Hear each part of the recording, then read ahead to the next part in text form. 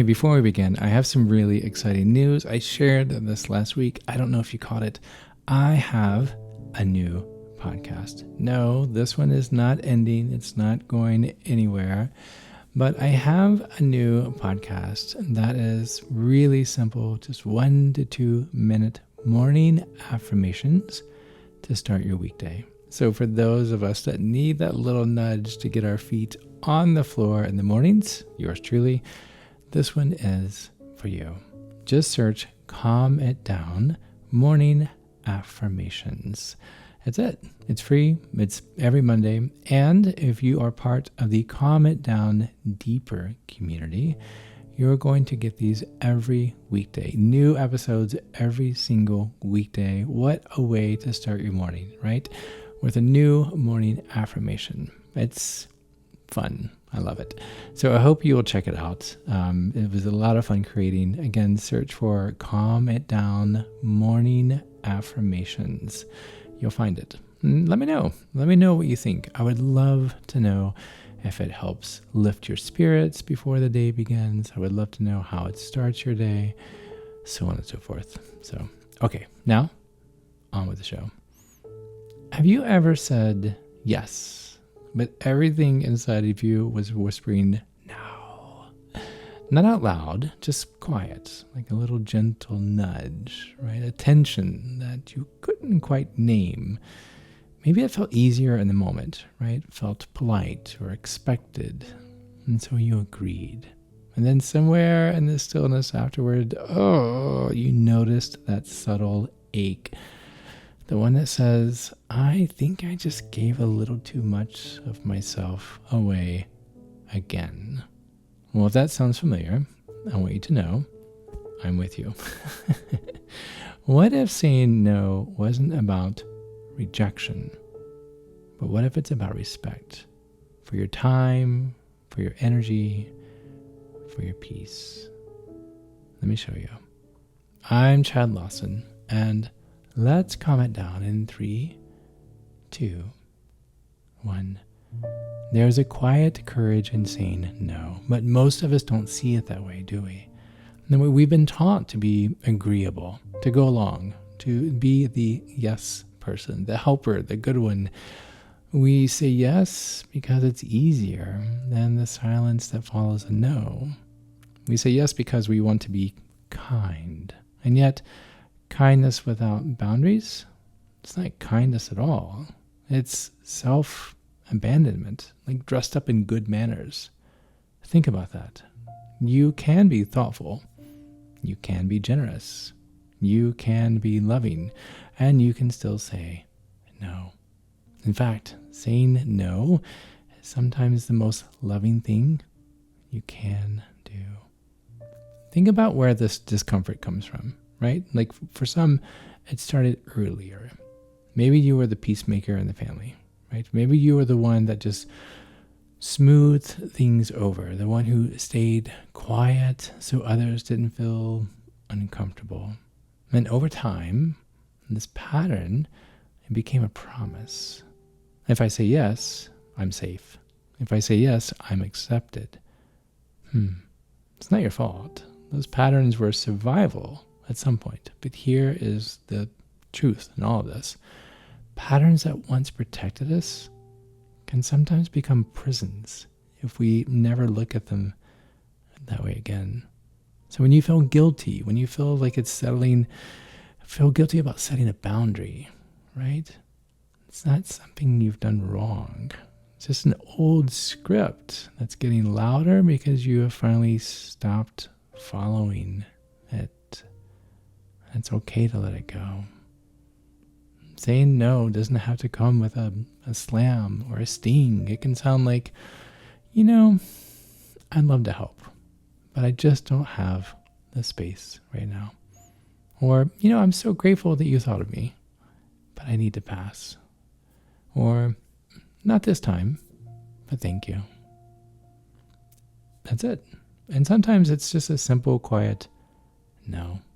Because that's the beauty of it. It doesn't need to be dramatic. It just needs to be honest. Clear as kind. And kind doesn't mean overextending yourself. Here, let me ask you something. What if you started treating your energy like a really precious resource, like water, like in a well, right? Like what if, instead of dipping the bucket every time someone asks, you took a pause and you asked, do I have enough water for this right now? What am I saying no to if I say yes to this? And am I doing this out of love or out of fear? Because the truth is, every yes, it costs you something.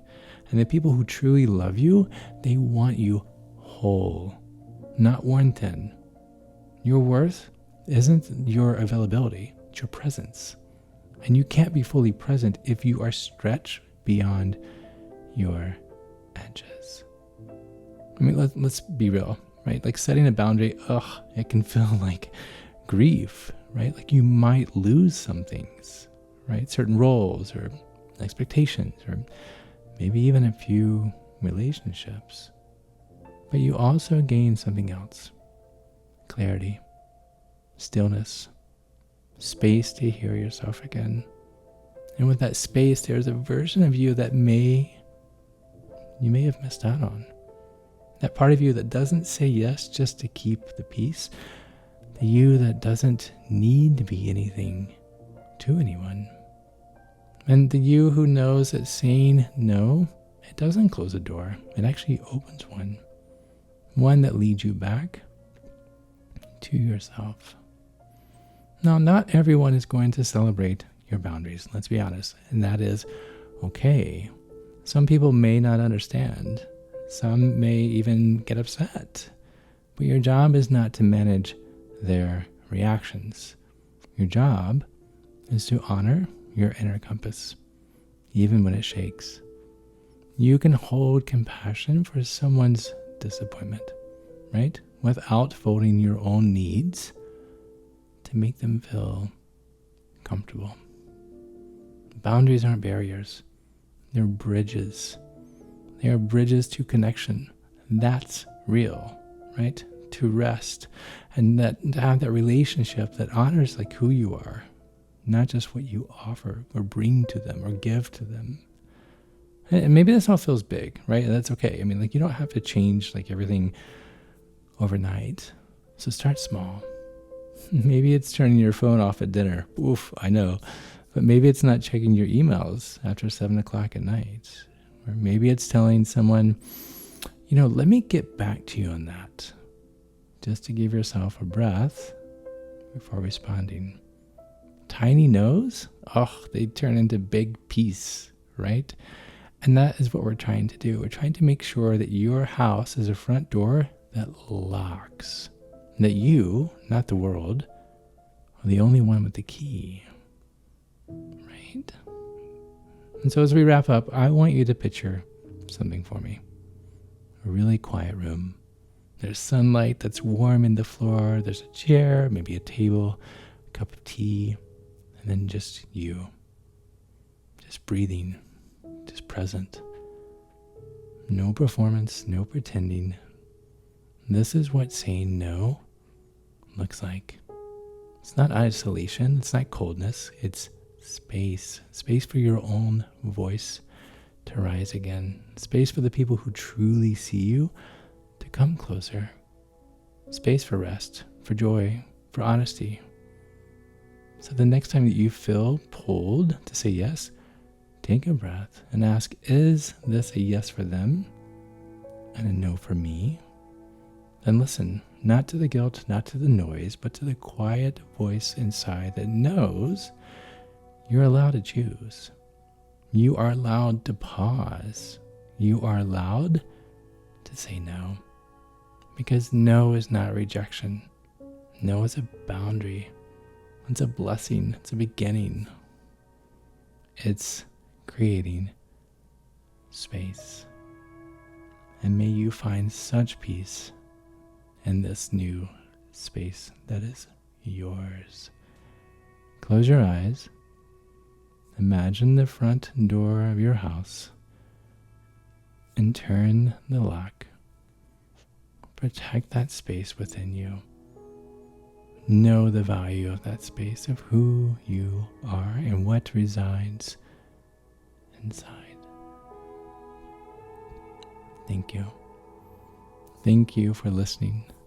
Thank you for living. And until next time, be kind to your mind. And I hope you'll join me again as we calm it down. To find more episodes of Calm It Down, see where I may be appearing in your area, or just simply want to know where to send me some chocolate chip cookies, visit calmitdownpodcast.com. This podcast was written and produced by yours truly, Chad Lawson, composer, pianist, and nationally recognized sweet tooth. The views, expressions, and techniques in this episode are of my personal opinion and not intended, nor should they, serve as a substitute for medical advice or diagnosis rendered to you by your individual doctor or other healthcare provider. Only a licensed physician should evaluate your situation, provide a diagnosis, or render other medical advice to you. And you should only act upon the advice of this physician. Now, I'm an extreme empath by nature, but my profession is that of a composer and pianist, not a licensed therapist or physician.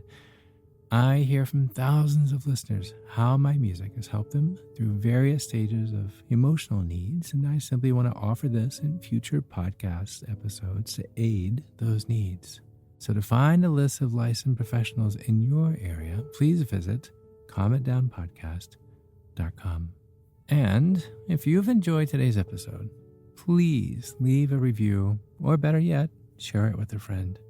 While it takes less than 60 seconds to do, its impact will last for years to come, as every little bit helps in growing the awareness and the importance of mental and emotional health. Thank you for listening. Thank you for living. And until next time, be kind to your mind and join me again as we calm it down.